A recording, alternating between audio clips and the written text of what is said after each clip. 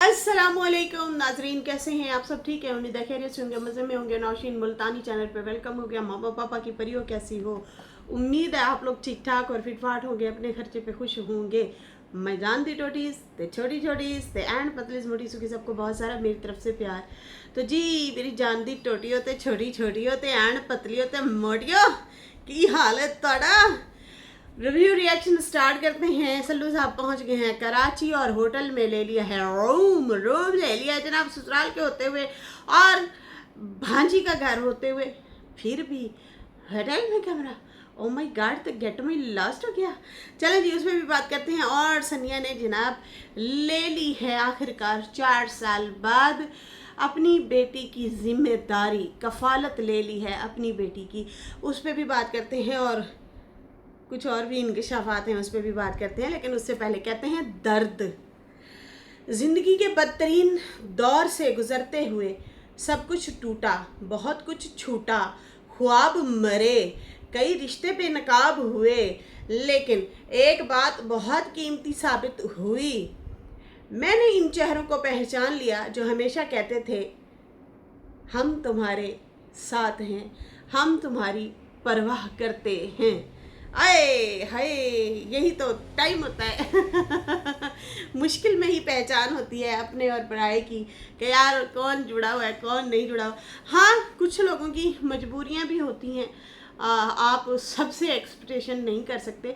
लेकिन हाँ, कुछ लोग खामोशी से तमाशा भी देख रहे होते हैं, लेकिन कुछ लोग ना चाह के भी आपकी हेल्प नहीं कर पा रहे होते, आपके साथ नहीं खड़े हो सकते, उस तरह से नहीं लड़ पाते। खैर, ये ज़िंदगी का हिस्सा है, कभी कैसे तो कभी कैसे, ये तो पलटा खाता ही रहेगा। लेकिन एक बात याद रखिएगा, ज़िंदगी चलती रहती है, रुकती नहीं है। इसको आप खुद ना रोक के बैठ जाएं, तो इसको चलता रहने दें, चलती रहेगी तो आपके लिए हमारे लिए आसानी होगी। इसको आखिरी लम्हा, आखिरी दिन समझ के मत बैठिए, दौड़िए, भागिए, चलिए और हिम्मत कीजिए और आगे बढ़िए। सही है जी। अक्सर होता है ना, हमारे लिए वक्त, हमें लगता है वक्त रुक गया है, आगे बढ़ ही नहीं रहा। ऐसी ऐसी परेशानियां, ऐसी ऐसी मुश्किलें आती हैं कि हमें लगता है यार वक्त रुक गया है, क्यों नहीं चल रहा। बड़ी कैफियत अजीब सी होती है, टूट फूट का शिकार होते हैं हम लोग। लेकिन नहीं, उम्मीद का दामन नहीं छोड़िएगा। यही सोचो कि नहीं, आज ये वक्त है, गुजर भी जाएगा। अगर अच्छे दौर नहीं रहे, बुरे दौर भी नहीं रहने, बुरा दौर भी गुजर जाएगा, अच्छा दौर लौट के आएगा।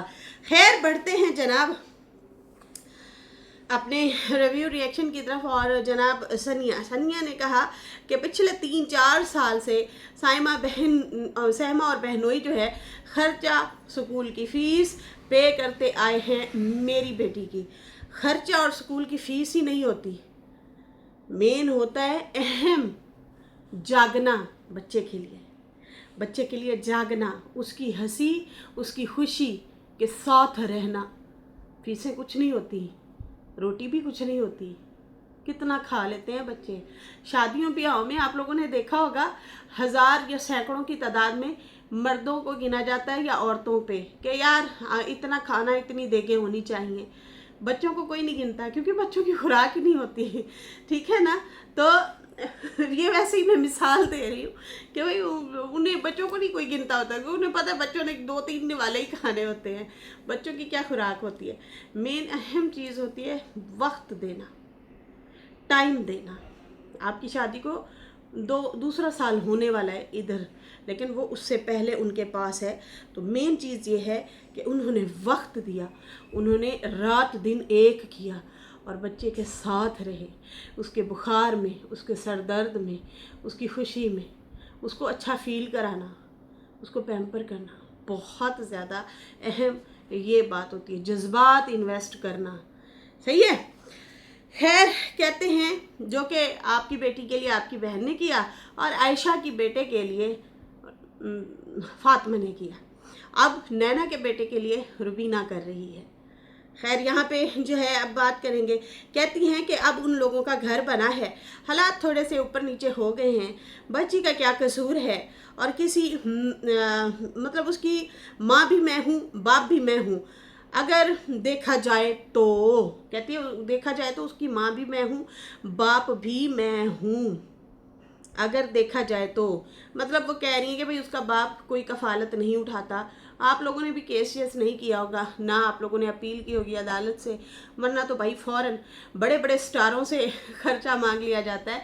वो कौन है, बड़ा स्टार है यार, फिल्मों में भी आता है, उमैमा मलिक का भाई, बहुत बड़ा स्टार है। उसके ऊपर उसकी बीवी ने केस दायर कर लिया था। उस टाइम हम दुआज़ारा केस पे बात कर रहे थे, फिर उसी दौरान उसकी भी पेशियाँ उसी ही अदालत में हो रही थी जिसमें जबरान नासिर साहब और ये सारे एडवोकेट होते थे, वो अपडेट देते थे, हम लोग फिर यहाँ पे वाईटी पे अपडेट देते थे और डिबेट किया करते थे दुआज़ारा केस में। तो वो आर्टिस्ट भी होता था, देखो मुझे नाम ही भूल गया उसका, चलो जी खैर। तो भाई उसको भी जो है बीवी को खर्चा देना पड़ा अपने बच्चों के लिए, देना चाहिए। वैसे तो मर्द को खुद ही देना चाहिए, थोड़ा सा एहसास कर लेना चाहिए कि भाई माँ के पास बच्चा है तो मेरा ना, तो इसलिए खुद ब खुद देना चाहिए, ये जिम्मेदारी उठा लो। वैसे तो लोगों को बड़े इस्लाम याद आते हैं, शादी कर लो, शादी कर लो, शादी करने पे तो इनको बड़े इस्लाम याद आते हैं, बातें याद आती हैं। झूठे लोग, ड्रामाई लोग, ऐसे लोगों के लिए बहुत ज़्यादा सख्त आयात अल्लाह ताला ने जो है नाजिल फरमाई हुई हैं कि ये लोग अपनी मर्ज़ी के जो है निकाल निकाल के बोलते हैं, अपनी मर्ज़ी से पॉइंट निकाल निकाल के बोलते हैं। अच्छा जी, यहाँ पे जो है बाकी जो है कहती है हालात उनके ऐसे हैं, तो इसलिए जो है भाई मैं जो है अब सोच रही हूँ कि भाई मुझे खर्चा देना चाहिए। वैसे आप लोगों को एक मैं बात बताऊँ, बात 100% मैं सही कर रही हूँ। किसी को बहुत सारी बहनों को समझ आएगी, बहुत सारे लोगों को शायद ना भी समझ आए। ये बात आप लोगों की पर्सनल थी। आप अगर फीसें देंगी ना तो किसी पे एहसान नहीं करेंगी, आप क्यों बता रही हैं वाईटी पे, फिर लोग डिस्कस करेंगे, फिर आप रोला डाल देते हैं, रोने बैठ जाते हैं। अब ये तो आपका पर्सनल मैटर है यार, आपकी बेटी का मैटर है। आप अगर 100, 50, 2000, 5000, 25,000 जो भी देंगी, मिसाल के तौर, ऐलान करने की क्या ज़रूरत है? क्या आप फंड लेने के मूड में क्या है? मतलब मुझे समझ नहीं आई यहाँ पे बताने का क्या मकसद क्या है। पहले तो भाई आप लोग मड़े लोग नहीं हैं। आप लोग जो 20,000 का महीने में एक सूट, दो सूट, तीन सूट लेते हैं, ना लें। हर महीने में आप लोग 2-3 सूट लेते हैं, वो सूट सेंसर कर दें, ना लें, खर्चे कम करें। हमेशा मैं कहती आई हूँ कि ऐसे करने की बजाय ना ऐसे करने वाले बन जाएं, तो आप भूखे नहीं मरेंगे, ठीक है ना। अपने खर्चे कम करें, कुछ भी नहीं होता, कुछ भी। आप अपनी ऐसी पर्सनालिटी बनाएं कि आप कुछ भी पहने, लोग आपसे पूछें कि ये कहाँ से लिया। ये ना कहें कि ओह अच्छा मारिया भी पहना है, ओह जेडॉन पहना है, ओह फलाना पहना है। ये ना कहें, ये ना कहने, ब्रांड को ना पहचाने, आप ब्रांड बने, समझे। और मैंने हमेशा यही किया कसम से ऐसे ही किया लोग आके पूछते कहाँ से लिया, अरे यहीं से लिया अच्छा जी अपना के देखो, बड़ा अफाका होगा। अच्छा जी, यहाँ पे जो है एक दो और बातें याद आ गई थी, फिर कोई नहीं, पी जाते हैं।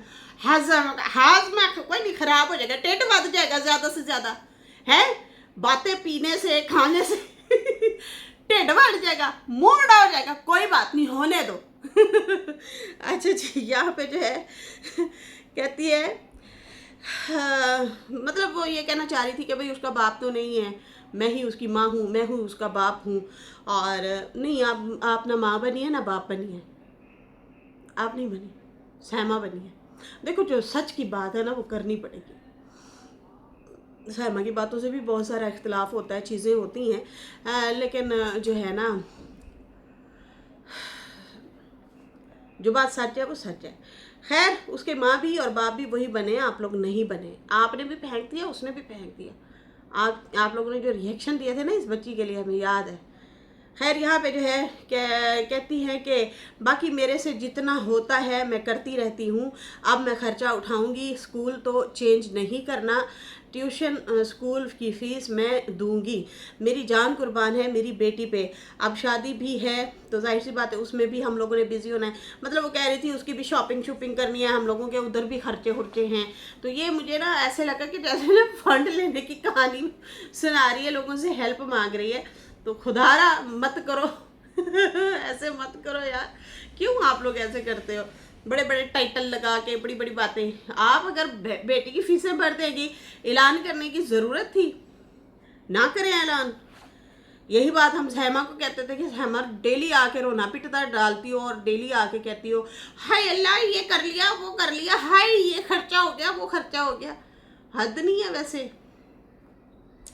खैर उसके बाद जो है कहती है कि बाकी बच्ची की जिम्मेदारी मैंने उठानी है। माँ ने जो है उनकी सनिया की माँ कहती, सनिया की माँ ने ही बैठ के उसे कहा होगा ना कि सहमा कहती है इसका खर्चा उठा।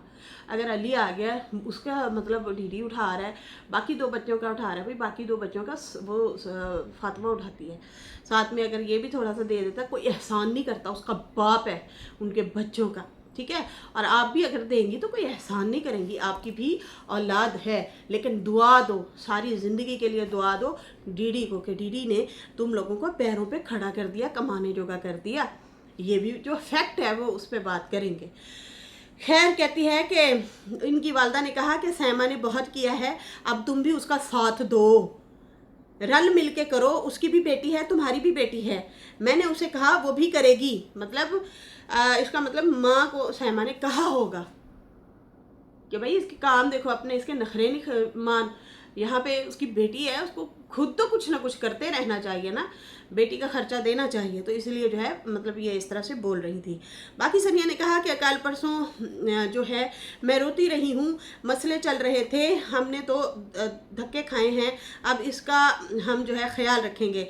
तो इसलिए तुम जो है वो परेशान बैठी थी और डीडी तुमसे पूछ रहा था क्या हुआ, तुम्हारे मैके में कुछ हुआ है, तुम्हारे भाई को कुछ हुआ है, मसला क्या है। इधर से तो मतलब तुम्हें कोई कुछ कहने वाला नहीं है कि तुम्हें कोई परेशानी हो मसला हो। तो असल में ये प्रॉब्लम थी कि सनिया क्यों रो रही थी या उदास थी कि मुझे कुछ अच्छा नहीं लग रहा था, ये है वो है। तो लगता है इसका ना सॉफ्टवेयर अपग्रेड किया है साइमा ने, तो इसलिए जो है वो परेशान थी। खुद भी थोड़ा सा एहसास करना चाहिए, वो माँ ही क्या जिसको एहसास दिलाया जाए। हाय पता नहीं कैसे नींद आती है तुम लोगों को सोच के, मेरा दिल घबराता है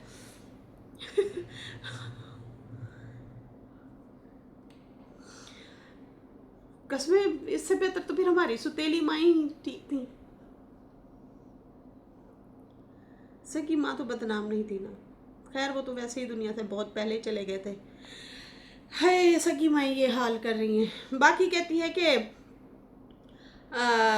बाकी मैंने अपना जहेज़ खुद बना लिया। लोग जहेज़ की बातें कर रहे थे तो मैंने अपना जहेज़ खुद बनाया था। पहले जहेज़ जो है मतलब मायके वालों ने बना के दिया था, फिर दूसरी बार जो है जहेज़ जो बना था वो मैंने जॉब की थी और जॉब से बनाया था। सनिया देखा तुम्हारे मतलब तुम्हें पॉइंट आउट क्यों करते हैं, क्योंकि तुम्हारी बातों में ना बड़ा तजाद होता है, बहुत तजाद होता है। या तो तुम लोग वालदा और मैके वालों को ना उनका ऐसे उठा के रख देते हो कि पता नहीं कोई बला है, कोई बहुत ही अमीर लोग हैं, या फिर ना उन्हें बिल्कुल नीचे गिरा देते हो। अजीब सा है। अब आगे बढ़े, आगे क्या कहती है। कहती है पहले उन्होंने जहेज बना के दिया था। कितनी महीने शादी चली थी, जहेज जो बनाया था। आपकी बेटी आपके पेट में थी, आपकी डिवोर्स हो गई, उसके बाद आप पलट के ही नहीं गई, आपने फिर उसके फ़ौरन बाद फिर शादी कर ली, फिर वो हस्बैंड फौत हो गया, फिर आपने शादी कर ली। तो मतलब हमने नहीं देखा आपका जहेज़, पता नहीं कौन से 2 बार आपने जहेज़ बनाए हैं। फिर कहते हैं लोग बातें करते हैं। खैर कहती हैं कि दूसरी बार जॉब करके मैंने ही बनाया। अब अगर बेड और मोटर बाइक लिया है तो मैंने लिया है, मैंने खुद पैसे जो हैं दिए हैं। तो बीबी आपने कैसे दिए हैं, आप जॉब कर रही थी, आपका चैनल ही जो है वो डीडी चलाता है। कम्युनिटियाँ लगा लगा लगा के उसने अपने चैनल का बट्ठा बिठा दिया, उसने उसने अपनी ऑडियंस दी आपको, ठीक है। वो आपके व्लॉग की शुरुआत करता है, वो आपके व्लॉग की एंड करता है।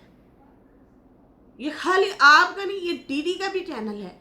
वो जिस तरह से आपके चैनल के लिए स्ट्रगल करता है, भाग दौड़ करता है, तो जो हमने देखा है मैं वो बात कर रही हूँ। ये चीज़ें बताने वाली तो नहीं थी कि मोटर बाइक के पैसे मैंने दिए, बेड के मैंने दिए, मतलब आपने कौन सा एहसान किया है।